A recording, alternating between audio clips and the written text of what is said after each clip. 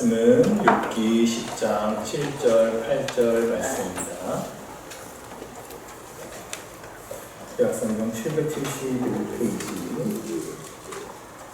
욥기 10장 7절과 8절 말씀.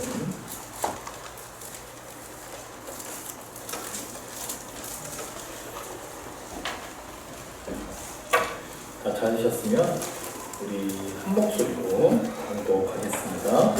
주께서는 내가 악하지 않은 줄을 아시나이다. 주의 손에서 나를 벗어나게 할 자도 없나이다. 주의 손으로 나를 빚으셨으며 만드셨는데 이제 나를 구하시나이다. 아멘. 오늘은 욥기 말씀을 좀 대략적으로 함께 살펴보겠습니다. 이스라엘 구원 이제 구약의 역사들은 다 마무리되었습니다. 오세오경이라고 불리는 율법서가 5권, 그리고 역사서가 12권이었어요.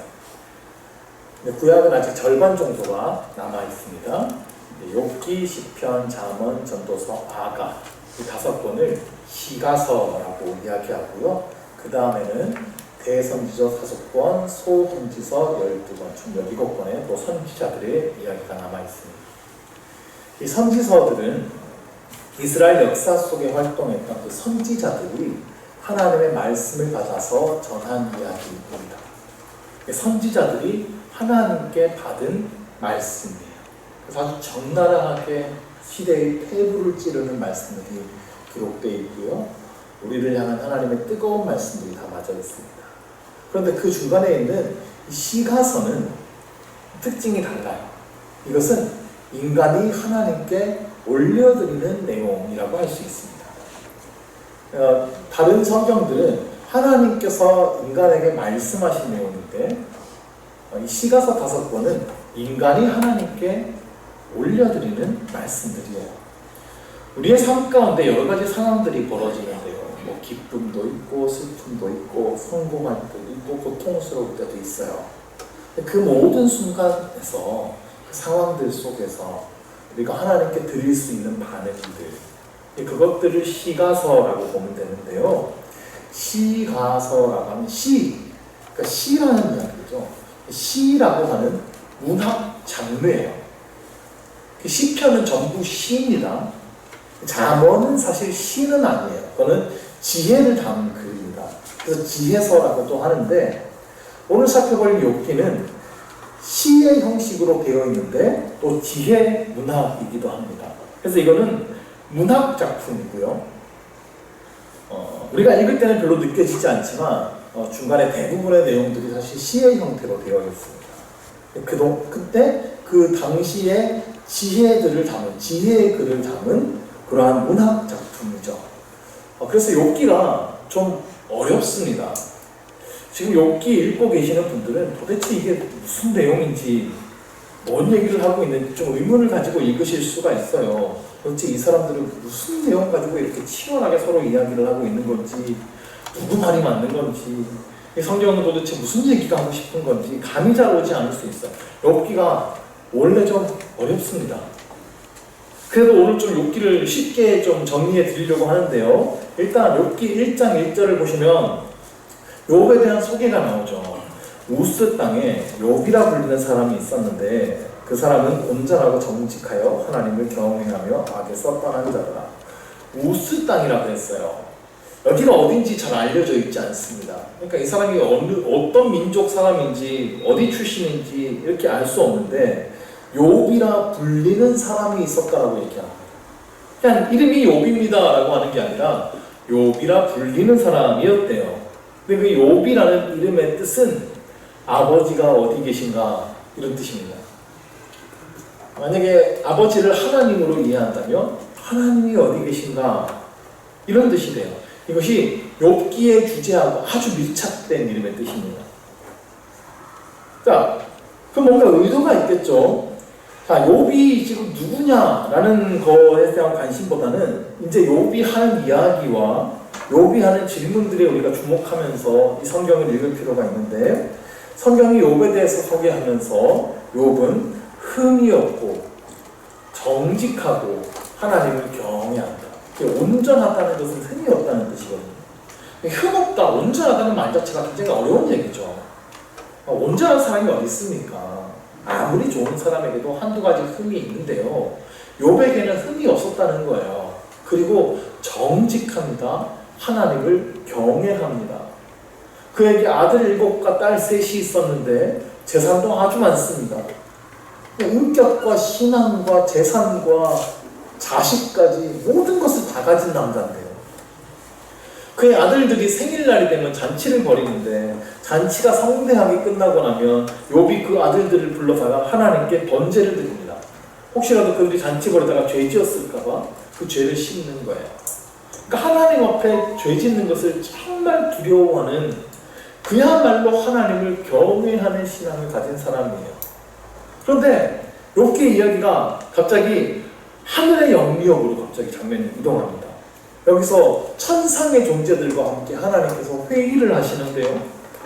사탄이 그 회의 장소에 나타났어요. 시커먼 존재가 사탄인데요. 제가 이거 챗GPT한테 좀 그려달라고 그랬습니다. 저 시커먼 존재가 사탄입니다.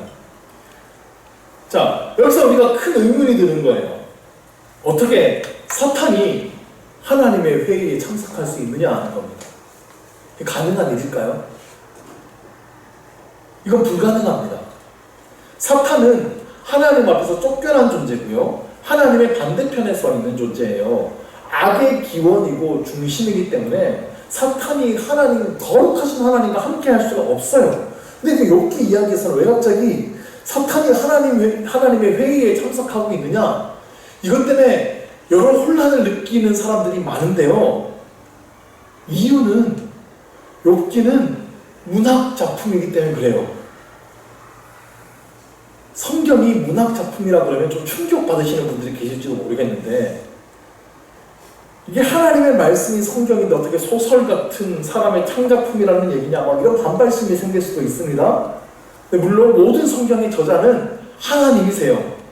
모든 성경은 하나님의 감동으로 된 것입니다. 근데 모든 성경은 사람의 손으로 쓰여졌어요. 하나님께서 성경 저자들한테 한 글자 한 글자 다 불러주셔서 넌 받아 적어 그래서 쓴 게 아니고, 감동을 주셔서 그 성경 저자들이 감동을 받아 쓴 겁니다. 문학도 사람이 감동을 받아서 쓰는 거고요. 시도 시인이 영감을 받아서 쓰는 거죠. 시편도 하나님의 영감을 받은 시인이 기록한 글이고요. 욥기는 하나님의 영감을 받은 작가가 기록한 지혜 문학이에요. 그렇게 이해하셔야 돼요. 그러니까 그냥 문학적 설정으로 이 천상회의에 그냥 사탄이 나타나는 겁니다. 실제 그렇다는 게 아니라 문학적 장치인데, 이게 왜 이런 설정을 했냐면 욥이 왜 고난을 당했는가에 대해서 설명하려고 그래요. 욥기 1장을 좀 펴실 수 있으면 펴서 함께 따라오시면 좋겠는데, 하나님께서 사탄에게 물으세요. 야, 네가 어디서 왔느냐? 사탄이 땅을 두루두루 돌아다녀왔습니다. 그러자 네가 내 종 욥을 봤냐? 그렇게 세상에 온전한 사람이 또 없다. 하나님께서 사탄에게 욥을 자랑하세요. 그러자 사탄이 반론을 제기하죠. 무슨 소리 하십니까? 하나님, 욥이 그렇게 온전한 건 다 이유가 있지 않겠습니까? 하나님께서 욥한테 그렇게 많은 복을 주셨지 않습니까? 다 주셨는데, 다 주셨으면 저라도 그렇게 경외하죠. 하나님은 그럴 수밖에 없죠. 하나님, 욥한테서 그의 소유물을 한번 뺏어와 보십시오. 끊임없이 그는 하나님을 욕할 겁니다. 그러자 하나님께서 사탄에게 욥의 소유물을 맡기세요. 그의 소유물을 쳐도 좋다고 허락하신 거예요. 다만 그의 몸에는 손을 대지 말라라고 하신 거예요. 하나님 이러실 수 있습니까? 그래서 이게 문학이라는 거예요. 문학입니다. 자, 계속 이야기를 이어갈게요. 욥에게 갑자기 강도가 들어요. 하늘에서 막 우박이 떨어져요. 그래서 욥의 가축들이 전부 다 도둑맞거나 다 죽어버립니다. 심지어 강풍이 불어가지고 자녀들까지 전부 다 깔려서 죽어버립니다. 하루아침에요.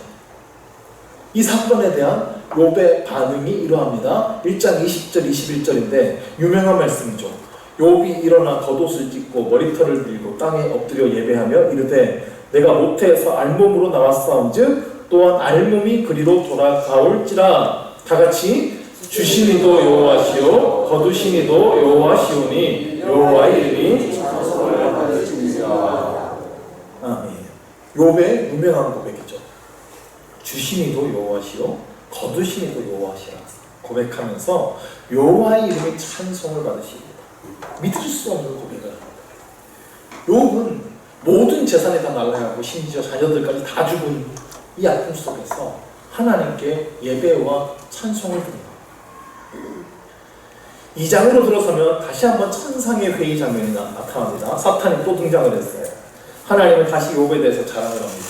네가 나를 충동해가지고 그렇게 욥을 쳤어도 욥이 온전함을 지키는 거 봤느냐. 그러자 사탄이 또 반론을 제기해요. 에이 하나님, 그의 소유물만 쳐서 그런 거 아닙니까? 그의 뼈와 살을 쳐보십시오. 틀림없이 하나님 욕하고 그럴 겁니다. 하나님은 사탄에게 다시 그를 맡기십니다. 다만 생명을 해하지는 말라고 하세요. 그래서 사탄이 욥에게 발바닥부터 정수리까지 온몸에 종기가 나게 하십니다. 그 처참한 모습을 보고는 그 욥의 아내가 그 꼴이 되고도 신앙을 지키고 있느냐고 어서 하나님 욕하고 죽으라고 말을 합니다. 근데 욥은 입술로 범죄하지 않았다 그랬어요.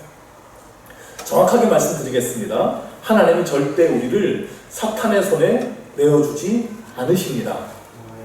이건 문학적 장치예요.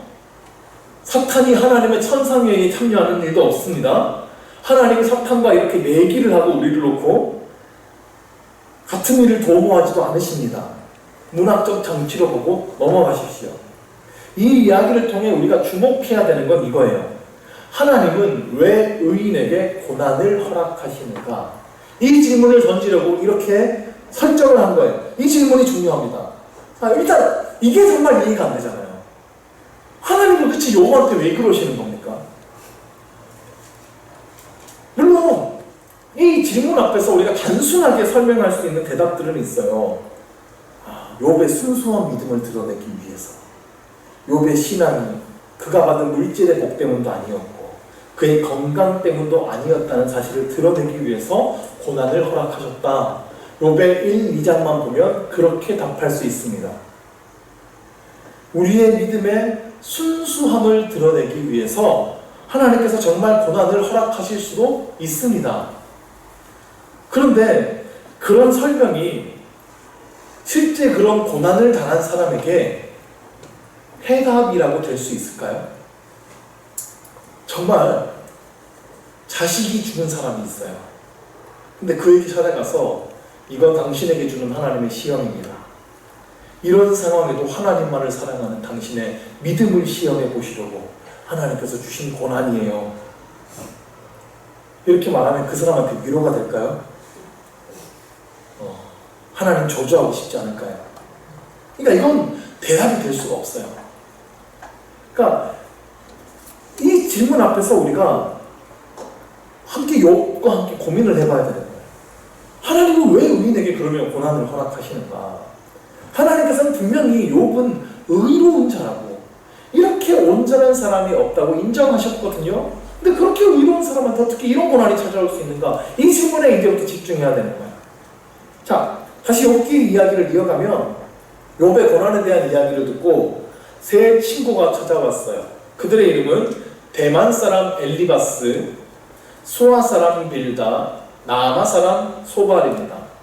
대만, 수아, 나아마라고 하는 지역은 모두 이스라엘 지역은 아닙니다. 근데 당시에 이제 지혜로운 사람이 사는 지역으로 유명한 그런 지역들이에요. 그러니까 당시 최고의 지혜를 가진 사람들이 욥에게 찾아온 건데요. 그럼 이제 이 사람들이 욥의 지금 상황에 대해서 뭔가 당시의 지혜를 총동원해서 답을 찾아주려고 하겠죠. 이게 욥기의 주요 내용이 됩니다. 욥의 친구들이 일단 밤낮 7일 동안 욥의 곁에 같이 앉아 있어 줍니다. 그의 아픔에 함께 아파하고 슬퍼해 주는 거죠. 그런데 7일이 지난 뒤에 논쟁이 시작돼요.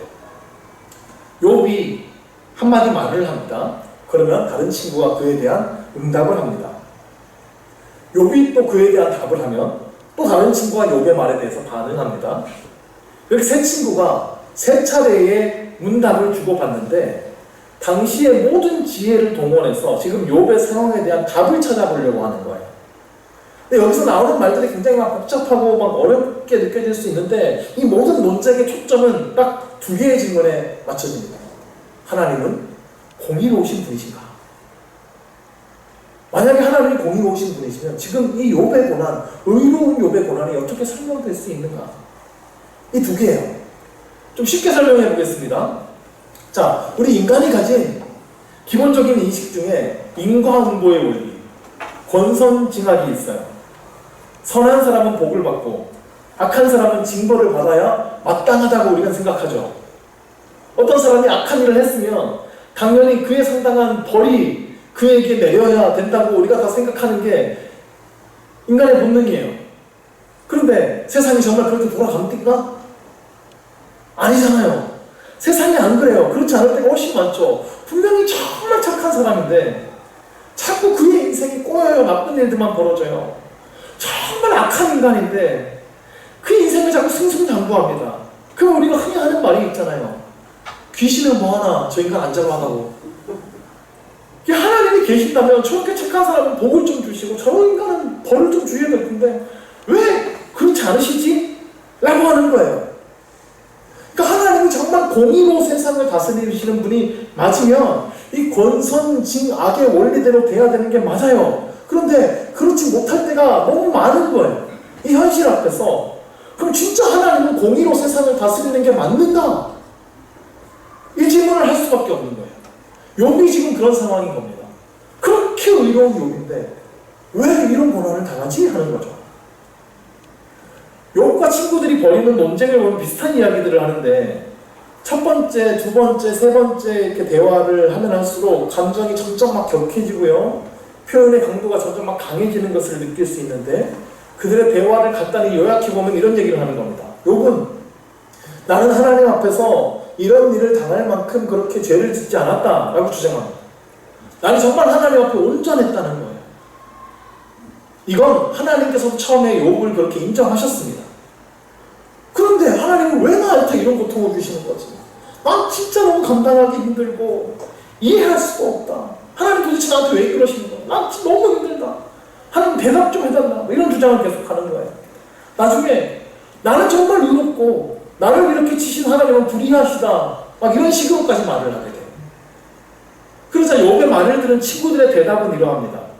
아니다. 하나님은 분명히 공의로 세상을 다스리시는 분이시다. 그러므로 욥, 네가 지금 이런 일을 당했다면 분명히 네가 죄를 지은 게 분명하다. 라고 결론을 내려요. 어떻게 사람이, 또 사람이잖아. 사람이 어떻게 온전하다고 할 수 있느냐. 잘 생각해보라는 거예요. 너 진짜 지은 죄가 하나도 없냐? 회개해라. 그러면 하나님께서 너를 회복해 주실 것이다. 이런 이야기를 해요. 이런 맥락에서 나온 말이 아주 중요한 말씀이 하나 있는데요. 욥기 8장 7절 말씀이에요. 같이 한번 읽을까요? 내 시작은 미약하였으나 내 나중은 심히 창대하리라. 사업장 가보면 이거 엄청 많이 붙어 있습니다. 말씀 좋잖아요. 우리가 미약하게 시작했지만 나중에 하나님께 창대하게 해주실 거야. 너무 좋은데 사실 이 말씀은요, 욥의 친구 중에서 빌닷이라는 사람이 욥한테 회개하라고 하는 얘기예요. 너 죄 지었으니까 그렇게 지금 벌 받은 거다. 그러니까 회개해라. 그러면 지금 너는 이 꼴이어도 나중에 창대하게 될 거다. 지금 이 얘기하는 겁니다. 그러니까 말씀을 이 구절만 똑 떼어 놓으면 너무 말씀이 좋은데 이거 붙여놓으신 분들은 다 회개하셔야 되는 겁니다. 그러니까 이게 빌닷이 욥한테 욕한 거예요. 뭐라고 한 거예요. 이게 좋은 말씀은 아닙니다. 자, 이런 말들이 욥을 더 괴롭게 했어요. 욥이 이런 말들이 정말 욥을 마음을 더 아프게 하는 거예요. 진짜 온전했는데 자기를 자꾸 정죄하는 친구들의 말에 진저리가 나는 거예요. 더욱 마음이 괴로워지기만 했어요. 그래서 31장으로 가면 자신의 무죄함에 대해서 조목조목 호소합니다. 내가 무슨 죄를 졌나 도대체. 조목조목 따지고요. 하나님께서 직접 나에게 대답을 좀 해주십시오 라고 호소합니다. 그런데 여기서 갑자기 새로운 친구가 등장해요. 부스 사람 엘리후라는 사람인데, 엘리후는 나는 너희들보다 젊어서 내가 지금까지 잠잠히 듣고만 있었다, 이런 얘기를 합니다. 젊다는 것은 그래도 최근의 학문을 배웠다는 얘기죠. 그래서 엘리후가 지금까지 모든 이들의 주장을 종합해가지고 자기 견해를 밝혀주는데요. 엘리후의 주장은 이렇습니다. 역시 그는 하나님은 공의로운 분이시다 라고 주장합니다. 근데 왜 공의로우신 분이 사람에게 알 수 없는 고난을 주시느냐? 몇 가지 대답을 하시는데, 첫 번째, 하나님은 고난을 통해 인간을 유익하게 하려고 하는 거다. 이 고난을 통해서 죄악을 그만두라는 경고일 수도 있고, 회개하고 이제 선한 일을 하는 계기로 만들기 위해서 고난을 주실 수가 있다 라고 한 가지 대답을 하고요. 또 한 가지는 하나님은 고난을 통하여서 사람의 성품을 연단하시는 분이시다. 그러므로 사람은 고난이 찾아오면 그냥 받아들이고 견뎌내야 된다. 하나님 앞에 겸손하게 엎드리면 하나님께서 분명히 그의 성품을 연단해 주실 것이다 라고 주장합니다. 그래서 욥한테 너 다 좋은데 하나님 비난하는 건 하지 말아라 라고 이야기하죠. 이 엘리후의 말에 대해서 욥이 아무런 대답을 하지 않습니다. 그런데 이 장면에서 갑자기 하나님께서 나타나세요. 폭풍우 가운데 나타나십니다. 욥이 하나님의 대답을 요청했잖아요. 그래서 하나님께서 정말 대답하러 나타나신 거예요. 하나님은 욥에게 질문을 쏟아부으시는데, 질문의 요약은 이겁니다. 욥아, 너 내가 땅에 비춰놓을 때 너 어디 있었냐? 내가 이 지구를 설계하고 별자리 만들고 있을 때 너 그 근처라도 있어봤냐? 온 우주가 움직이는 원리에 대해서 다 질문을 하시는 거예요. 내가 이 땅을 만들 때 너 뭐 하고 있었어? 내가 이 동물들을 이렇게 만들 때 너 뭐 하고 있었어? 여기 한마디도 하지 못하죠. 하나님은 지금 욥에게 상상할 수도 없는 광대한 우주 만물을 다스리는 장면들을 보여주고 계시는 거예요. 너 이거 할 수 있겠느냐는 거예요. 이거 알지도 못하면서 어디 함부로 하나님에 대해서 이야기하고 있느냐 이거예요. 욥과 친구들은 지금 하나님이 공의로 세상을 다스린다는 것이 무엇이냐에 대해서 나름대로의 지혜를 동원해서 막 토론하고 있었어요. 근데 이런 이야기를 한다는 것은 한 가지 기본 인식이 깔려 있는 겁니다. 그들이 하나님과 세상에 대해서 충분히 이해하고 있다는 인식이 깔려 있는 거예요. 우리는 세상이 돌아가는 원리에 대해서 충분히 알고 있다는 거죠. 그러니까 하나님은 이렇게 하셔야 되는 거 아니야? 하나님이 공의로우심을 이렇게 하셔야지. 이게 공정하고 의로운 거지 라고 자기 나름대로의 판단을 하고 있는 거예요. 하지만 하나님은 지금 온 우주의 원리를 질문하시면서 이 인식을 깨트려 버리시는 거예요. 너희가 뭘 하느냐는 거예요. 아는 것도 하나 없으면서 지금 아는 척하고 있다는 거죠. 이 세상은 너희가 생각하는 것보다 훨씬 복잡하고 심오하다는 거예요. 도저히 이해할 수 없는 복잡한 원리 속에 움직이고 있고 내가 그 세상을 다스리고 있다는 겁니다. 그에 비해서 우리 인간이 가진 관점, 지식은 극히 제한적입니다. 인간의 좁은 시야와 제한적인 사고로는 하나님의 하시는 일에 대해서 이해할 수가 없다는 겁니다. 그러므로 하나님은 왜 이러시지? 공의로우신 분이시면 이런 일이 일어나면 안 되는 건 아니야? 이런 질문 자체가 잘못됐다는 거예요. 우리는 하나님이 하시는 일을 이해할 수 없다는 겁니다. 이게 욥기의 결론이에요. 그러면 의로운 자에게 왜 고난이 찾아오는가? 이게 욥기가 던진 질문이었는데 그에 대한 하나님의 대답은 너는 그것을 다 이해할 수 없다는 거예요. 우리가 이해할 수준이 아니라는 거죠. 그저 하나님을 신뢰하는 겁니다. 그래서 욥이 그 하나님의 질문 앞에 엎드립니다. 회개해요.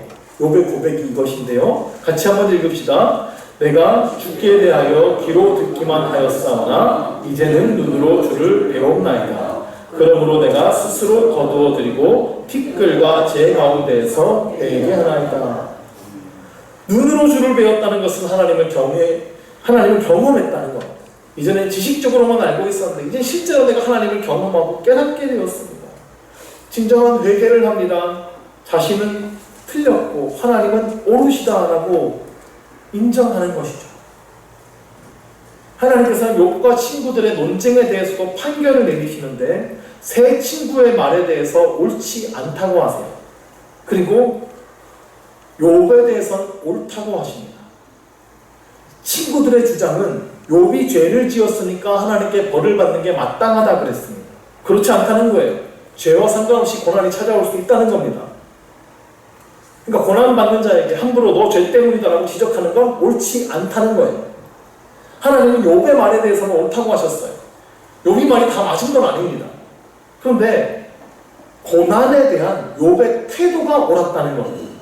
욥은 고난 앞에서 하나님께 부르짖었어요. 자신의 고통을 솔직하게 토로해 놓았어요. 자기 마음과 삶을 깊이 있게 들여다보았어요. 자기 안에 드는 모든 생각들을 하나님께 토로해 놓으면서 하나님 대답 좀 해달라고 외쳤어요. 이게 중요한 거예요. 우리 인생에도 알 수 없는 고난이 닥쳐올 때가 있습니다. 그때 우리가 가져야 될 자세에 대해서 욥기가 이제 말하는 건데요. 알 수 없는 고난이 찾아올 수 있습니다. 우리에게 찾아오는 고난을 우리가 다 이해하고 설명할 수 없어요. 그러나 하나님은 공의로 세상을 다스린다는 사실을 기억하시기를 바랍니다. 그 하나님이 분명 우리의 하나님이세요. 고난을 통해 반드시 우리를 유익하게 하실 것이고 선한 길로 인도해 주실 것입니다. 욥기의 결론을 보면 욥의 모든 삶이 다 회복됩니다. 치열한 논쟁을 벌였던 상처받았던 그 친구들과의 관계가 회복되었고요. 욥의 재산이 이전보다 더 크게 늘어났어요. 자녀들도 다시 생겨났고 더 큰 복을 받았어요. 하나님은 역전의 하나님이십니다. 또 한 가지 기억해야 할 것은 알 수 없는 고난이 우리에게 찾아올 때 하나님 앞에 몸부림을 치십시오. 고통스럽죠. 괴롭죠. 그 마음 그대로 가지고 하나님께 부르짖으라는 겁니다. 힘들다고 하시고 하나님 정말 나는 이해되지 않는다고 하십시오. 사람에게 말고 하나님께 하십시오. 욥은 그래서 하나님께 의롭다고 인정받은 겁니다. 하나님 도대체 나한테 왜 그러시냐고 대답 좀 해달라고 부르짖으십시오. 하나님은 반드시 응답하실 것입니다. 욥의 고백처럼 귀로만 듣던 하나님을 눈으로 보게 하시는 은혜를 부어주실 것을 믿습니다. 마지막으로 고난받는 다른 사람을 함부로 정죄하지 마십시오. 그런 일이 생긴 거 다 너 죄 때문이다. 내가 네 맘대로 할 때부터 내가 다 알아봤다. 회개해라. 이런 말 했던 친구들 하나님은 옳다 하지 않으셨습니다. 친구들이 막 그렇게 지적할 때 욥이 했던 한마디가 있어요.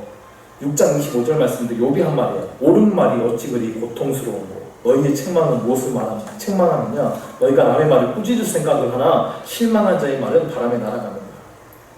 옳은 말이에요. 그런데 고통을 줍니다. 그러니까 함부로 남을 꾸짖지 말아야 됩니다. 옳은 말이 다 맞는 게 아니에요. 실망한 자의 말은 바람에 날아간다라고 여기 말했는데 26절 말씀을 세 번역으로 제가 읽어드리면 너희는 남의 말 꼬투리나 잡으려는 것이 아니냐 절망에 빠진 사람의 말이란 바람과 같을 뿐이 아니냐. 그러니까 욥은 지금 절망했어요. 그래서 이 얘기 저 얘기를 막 하는데 그 말은 바람 같은 말이라는 거예요. 그냥 너무 속상해서 나오는 그냥 말이에요. 그러니까 그 말들을 잡아가지고 꼬투리 잡아가지고 넌 이 말도 잘못됐고 저 말도 잘못됐고 이렇게 하지 말라는 겁니다. 그냥 위로해 주라는 거예요. 아, 네가 그만큼 속상하구나. 아프구나. 힘들구나. 괜찮아. 곧 잘 될 거예요. 이거면 충분하다는 겁니다. 우리에게 알 수 없는 고난이 닥쳐올지라도 이 믿음으로 견디고 이겨내시기를 바랍니다. 하나님은 반드시 선한 길로 우리를 인도해 주실 것입니다. 기도하겠습니다. 하나님 아버지, 우리의 인생 가운데 때로는 알 수 없는 고난이 닥쳐오고 하나님이 나와 함께 하시지 않는 것처럼 느껴질 때도 있습니다. 그러나 그때에도 우리는 하나님을 신뢰하기를 원합니다. 우리의 모든 고통을 가지고 주님 앞에 부르짖으며 나아가게 하여 주시고 하나님을 더욱 깊이 만나는 계기가 되게 하여 주옵소서. 또한 우리 주변에 고통받는 자들이 있을 때에 그들을 정죄하고 비난하는 것이 아니라 위로의 사람 되게 하여 주옵소서. 함께 세워가고 함께 하나님 앞에 살아가는 우리 모두가 되게 하여 주시옵소서. 예수 그리스도 이름으로 기도드립니다. 아멘. 광고 드립니다. 오늘은 성령 강림 주일로 시켰고요. 다음 주일은 구역별 야외 예배로 드립니다. 우리 구역 대표 되시는 분들은 나가실 때에 지원금을 저에게서 꼭 받아가시기를 바랍니다. 지원금을 금일봉 드리겠습니다. 맛있게 즐거운 시간 보내시기를 바랍니다. 2주 뒤 6월 7일은 교회 창립 기념주일로 지킵니다. 돌아오는 토요일 30일은 새가족 환영회로 진행됩니다. 그래서 많이 기도해 주시기를 바랍니다. 다른 광고 없으시면 축도함으로 예배를 마치겠습니다. 지금은 우리 구주 예수 그리스도의 크신 은혜와 하나님 아버지의 무한하신 사랑하심과 성령님의 감화 감동 교통하심이 이 시간 고난 가운데도 하나님을 의지하며 견디기로 결단하는 사랑하는 성도교회 성도들을 위해 그들의 삶과 가정과 직장과 사업과 학업을 지금부터 영원토록 함께 하시기를 간절히 축원하옵나이다. 아멘.